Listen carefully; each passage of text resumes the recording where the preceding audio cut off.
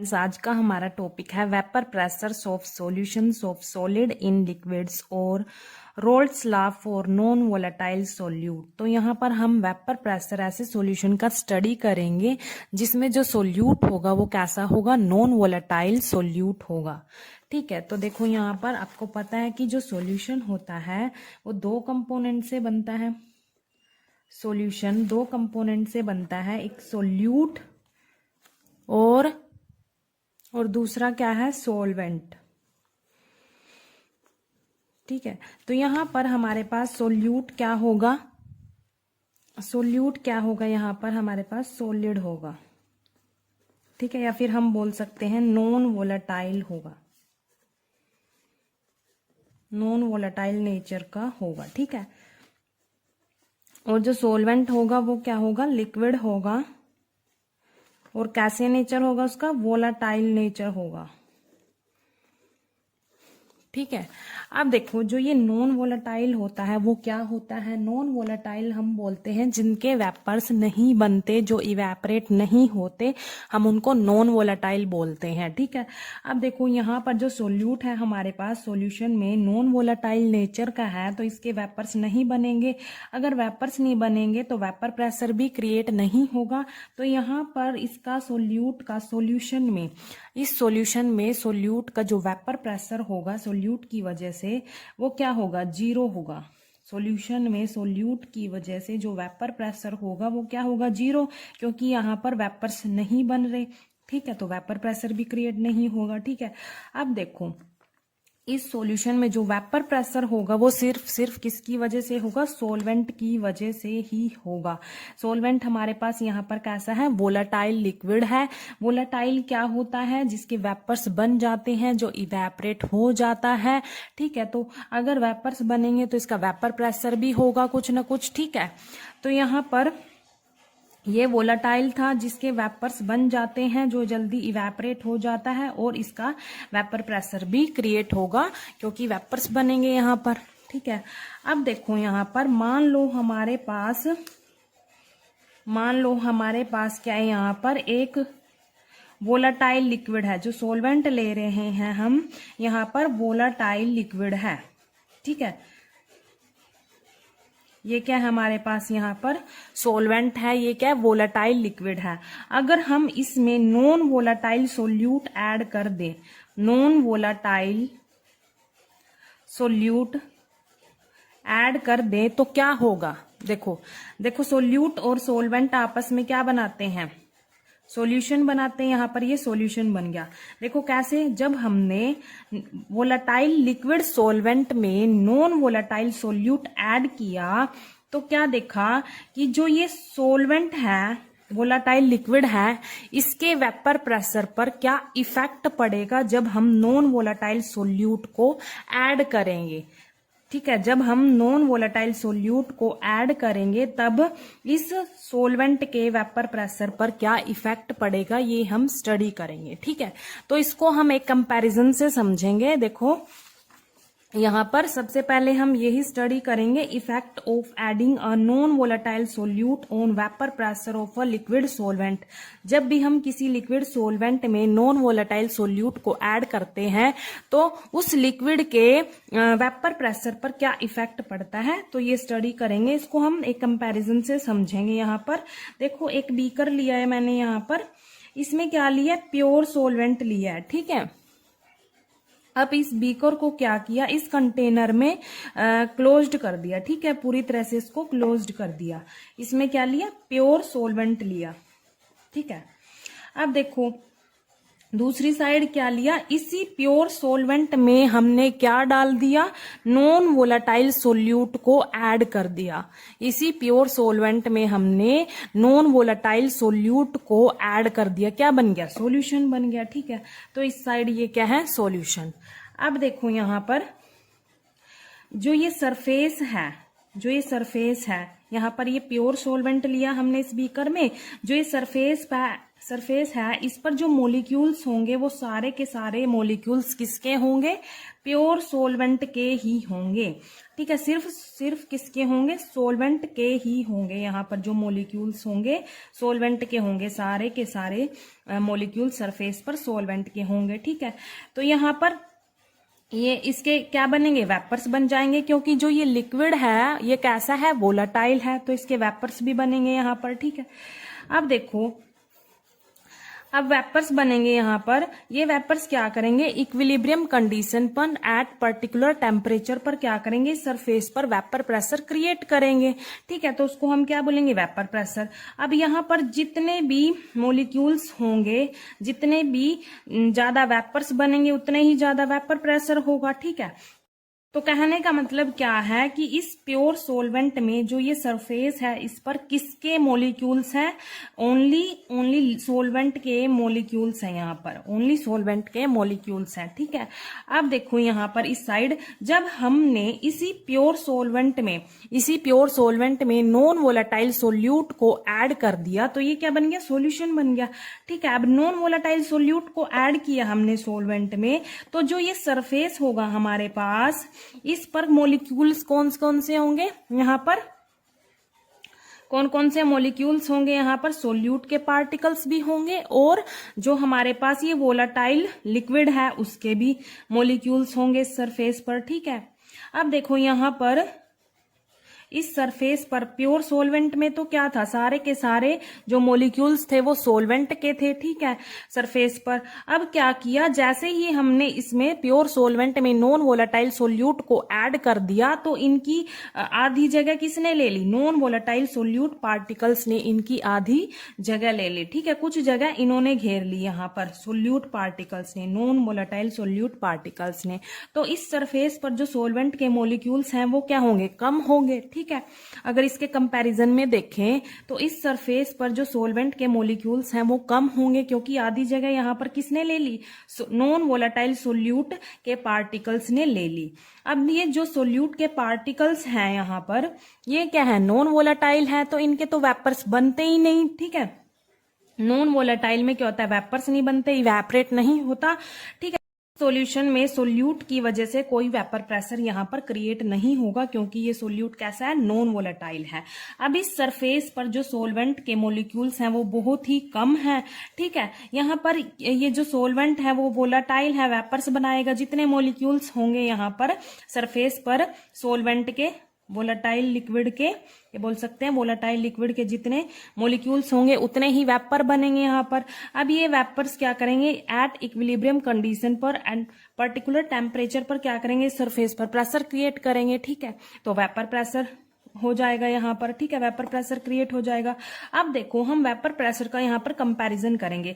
अब देखो यहाँ पर ज्यादा मोलिक्यूल्स हैं सोलवेंट के, इसीलिए ज्यादा वेपर्स बन रहे हैं यहाँ पर, और ज्यादा वेपर प्रेशर है प्योर सोलवेंट में। ठीक है, ज्यादा मोलिक्यूल्स है सोलवेंट के सरफेस पर, तो ये क्या करेंगे, यहाँ पर ज्यादा वेपर्स बनेंगे।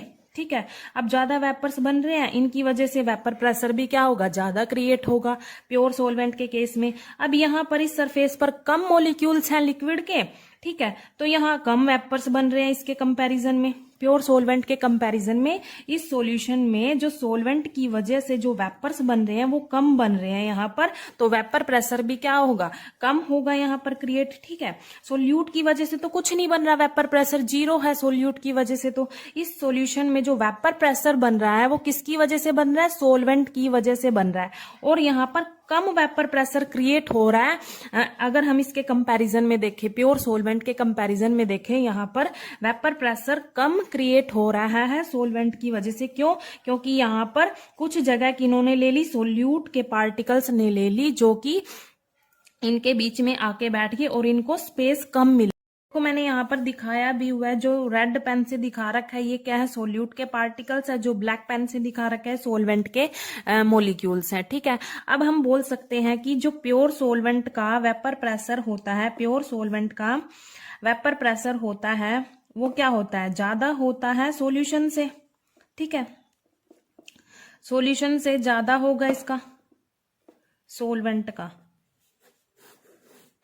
प्योर सोलवेंट का वेपर प्रेशर ज्यादा होगा सॉल्यूशन से, ठीक है, सॉल्यूशन के वेपर प्रेशर से ज्यादा होगा। देखो यहाँ पर यही बात जो मैंने अभी समझाया है यही लिखी हुई है, the pressure of non volatile solute in a solution reduce the escaping tendency of the solvent molecules into the vapour face.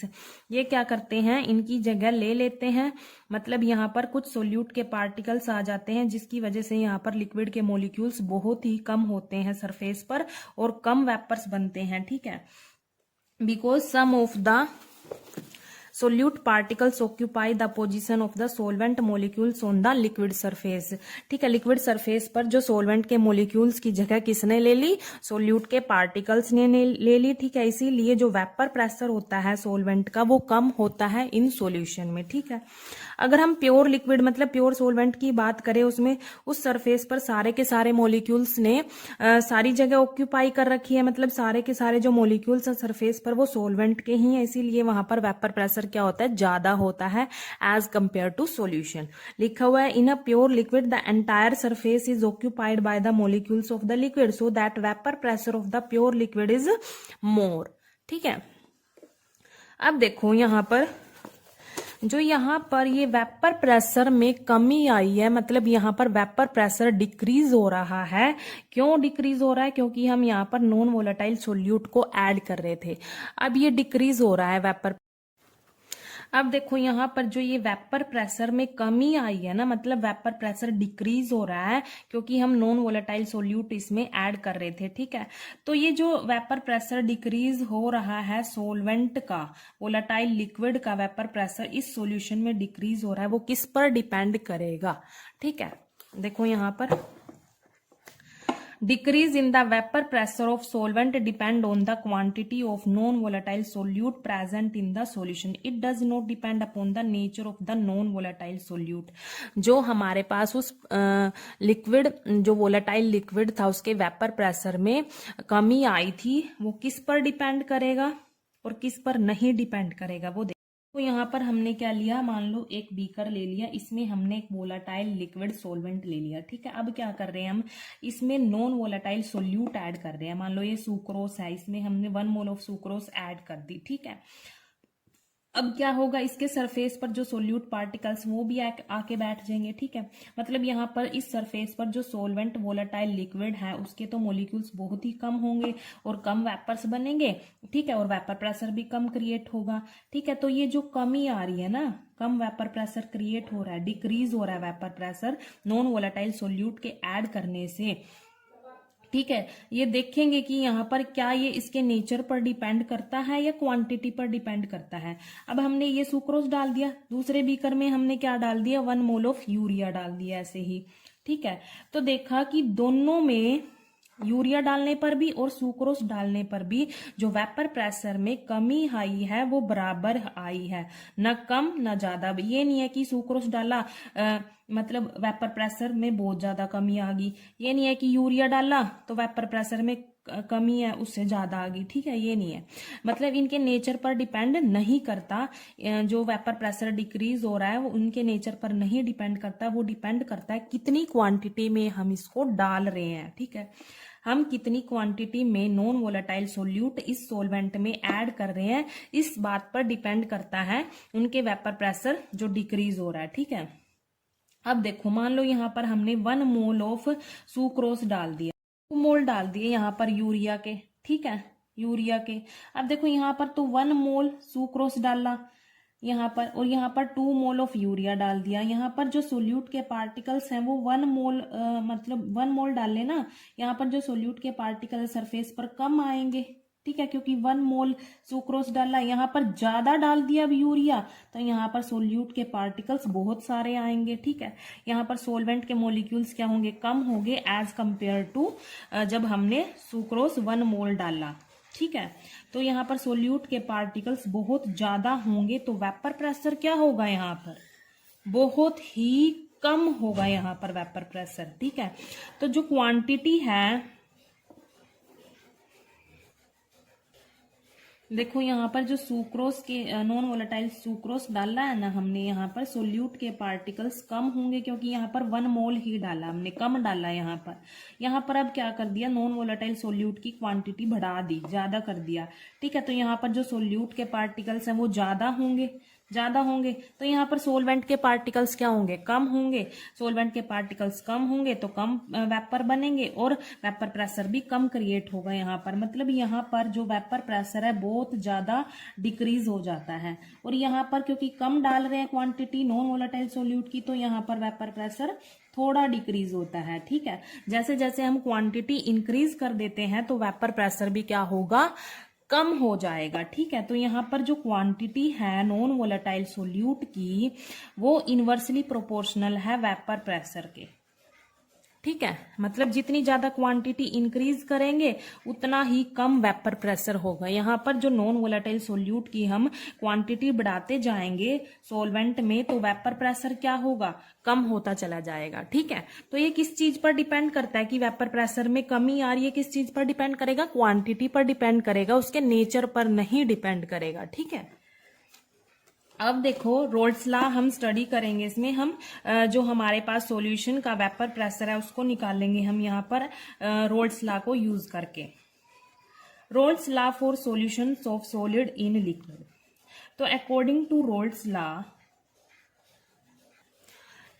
तो क्या था अकॉर्डिंग टू रोल्स लॉ, जो सॉल्यूशन में वेपर प्रेशर होता है, पार्शियल वेपर प्रेशर होता है each component का, वो डायरेक्टली प्रोपोर्शनल होता है उसी के मोल फ्रैक्शन के। ठीक है, मान लो यहाँ पर जो पार्शियल प्रेशर है सोलवेंट का वो डायरेक्टली प्रोपोर्शनल है मोल फ्रैक्शन ऑफ सोलवेंट। ये था, ये बता रहा था रोल्स लॉ। ठीक है, तो उससे हमारे पास ये इक्वेशन आ गई थी यहाँ पर।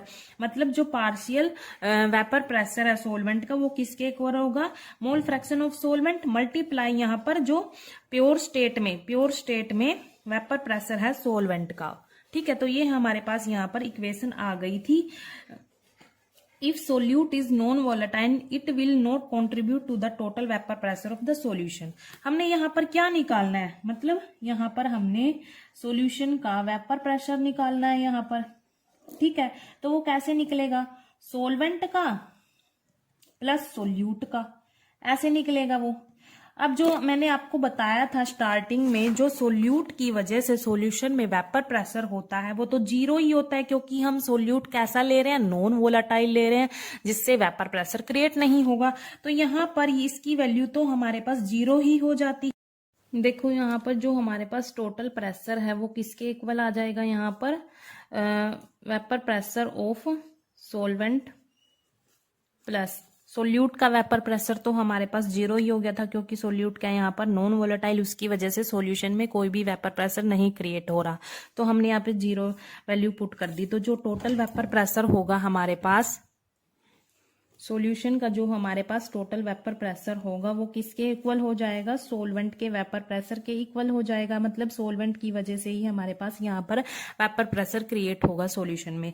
तो हम ये वाली वैल्यू को हम क्या करेंगे, इसमें पुट कर देंगे, इस वाली वैल्यू में पुट कर देंगे। जो हमारे पास ये है ना वेपर प्रेशर ऑफ सोलवेंट है, इसकी जगह हम क्या पुट कर सकते हैं, vapour pressure of solution put कर सकते हैं इससे, क्योंकि जो सॉल्यूशन का वेपर प्रेशर है वो किसके इक्वल आ गया, सोलवेंट के वेपर प्रेशर के इक्वल आ गया। इसीलिए हम यहाँ पर वेपर प्रेशर ऑफ सोलवेंट की जगह क्या पुट कर सकते हैं, vapour pressure of solution put कर सकते हैं। ठीक है, तो यहाँ देखो मैं पुट कर रही हूँ यहाँ पर वेपर प्रेशर ऑफ सॉल्यूशन किसके इक्वल आ जाएगा, इक्वेशन बन जाएगी हमारे पास, equation becomes mole fraction of solvent multiply vapour pressure of solvent in pure state. ये इक्वेशन बन के आ जाएगी हमारे पास। ठीक है, मैंने इसको नाम दे दिया स्टार। अब देखो मतलब यहाँ पर जो सॉल्यूशन में वेपर प्रेशर क्रिएट हो रहा है वो किसकी वजह से हो रहा है, सिर्फ सोलवेंट की वजह से ही हो रहा है। तो मैं यहाँ पर जो सॉल्यूशन है उसको एस से डिनोट करूंगी और जो सोलवेंट है उसको मैं मतलब मोल फ्रैक्शन सोलवेंट का है वो 1 से डिनोट करूंगी यहाँ पर, मल्टीप्लाई P नोट 1। ठीक है, अब देखो हमें ये बात पता है कि जब भी हम मोल फ्रैक्शन का सम करते हैं तो वो इक्वल टू 1 आता है। यहाँ पर अगर हम x1 की वैल्यू निकाल लें तो 1 माइनस x2 होगा, ठीक है। मतलब ये x1 की वैल्यू आ गई हमारे पास। इस वैल्यू को अगर हम यहाँ पर पुट करेंगे, यहाँ पर पुट करेंगे, देखो इस इक्वेशन से हमें ये भी पता चल रहा है कि जो वेपर प्रेशर है सॉल्यूशन का, टोटल वेपर प्रेशर है सॉल्यूशन का, वो किस पर डिपेंड करेगा, मोल फ्रैक्शन ऑफ सोलवेंट पर डिपेंड करेगा, मोल फ्रैक्शन ऑफ सोलवेंट पर डिपेंड करेगा, ठीक है। तो इससे हम एक ग्राफ भी बना सकते हैं। यहाँ पर ये मोल फ्रैक्शन का, मोल फ्रैक्शन किसका, सोलवेंट का, ठीक है। यहाँ पर टोटल वेपर प्रेशर मतलब पीएस, सॉल्यूशन का वेपर प्रेशर। देखो ये डायरेक्टली प्रोपोर्शनल है, डायरेक्टली प्रोपोर्शनल है, मतलब जो टोटल वेपर प्रेशर है सॉल्यूशन का वो डायरेक्टली प्रोपोर्शनल है मोल फ्रैक्शन ऑफ सोलवेंट के। जितने ज्यादा सोलवेंट का मोल फ्रैक्शन होगा उतना ही ज्यादा क्या होगा, टोटल वेपर प्रेशर होगा सॉल्यूशन का। तो इसका जो ग्राफ जाएगा वो ऐसे जाएगा, ओरिजिन से सीधा स्ट्रेट जाएगा इसका। जितने ज्यादा ऐसे मोल फ्रैक्शन इंक्रीज हो रहे हैं, वेपर प्रेशर भी क्या हो रहा है, ऐसे इंक्रीज हो रहा है, ठीक है। तो अब देखो अगर हम इस इक्वेशन में, अब देखो अगर मैं इस इक्वेशन में x1 की जगह 1 माइनस x2 पुट कर दूं तो हमारे पास क्या आएगी equation, P S equals to 1 minus x2 multiply P naught 1, ये आ जाएगी। तो इसको हम सोल्व कर लेंगे, क्या आएगा, इसे इससे मल्टीप्लाई करेंगे, माइनस x2 p1 नोट, ये आ जाएगा, ठीक है। अब देखो जो ये x2 वाली टर्म है इसको हम एक साइड लेके चले जाएंगे, p1 नोट इक्वल्स टू ये p1 नोट, ये ps इधर माइनस में आ जाएगा, ठीक है। अब देखो जो ये p1 नोट माइनस ps है, ये हमारे पास क्या है, ये डिफरेंस आ रहा है। जब हमने वेपर प्रेशर कंपैरिजन किया था ना, vapour pressure of pure solvent का और वेपर प्रेशर ऑफ सॉल्यूशन का, जब हमने कंपैरिजन किया था यहाँ पर कंपैरिजन किया था तो हम कितना डिक्रीज हो रहा है यहाँ पर नॉन वोलेटाइल सोल्यूट ऐड करने पर इस सॉल्यूशन का वेपर प्रेशर है वो कितना डिक्रीज हो रहा है वो निकाल सकते हैं हम। कैसे निकाल लेंगे, इसके वेपर प्रेशर में से इसको माइनस कर देंगे तो वो हमारे पास निकल के आ सकता है कि कितना डिक्रीज हुआ। हम क्या बोलते हैं, जो भी हमारे पास ये डिफरेंस आता है, ये P1 नोट क्या है, प्योर सोलवेंट का वेपर प्रेशर है, इसमें माइनस कर दिया सॉल्यूशन का वेपर प्रेशर, तो वो हमें पता चल जाएगा कि यहाँ पर कितना डिक्रीज आया था, कितनी कमी आई थी वेपर प्रेशर में। तो इसको हम बोलते हैं लोअरिंग ऑफ वेपर प्रेशर बोलते हैं, ठीक है। अब क्या करेंगे, x2 इधर रह जाएगा, ये P1 नोट है इसके डिवाइड में आ जाएगा, ठीक है। इसको हम क्या बोलेंगे, relative lowering of vapour pressure, ठीक है। अब देखो यहाँ पर जो x2 है, x2 क्या है, ये मोल फ्रैक्शन ऑफ सोल्यूट है। यहाँ पर इसको हम कैसे लिख सकते हैं, number of moles of solute divide by number of moles of solvent plus number of moles of solute, ऐसे लिख सकते हैं। तो ये हमारे पास इक्वेशन आ जाती है किसकी, relative lowering of vapour pressure की इक्वेशन आ जाती है। ये क्या है हमारे पास, relative lowering of vapour pressure, ये कोलिगेटिव प्रॉपर्टी है, इसको हम डिटेल में आगे स्टडी करेंगे, ठीक है। Thank you.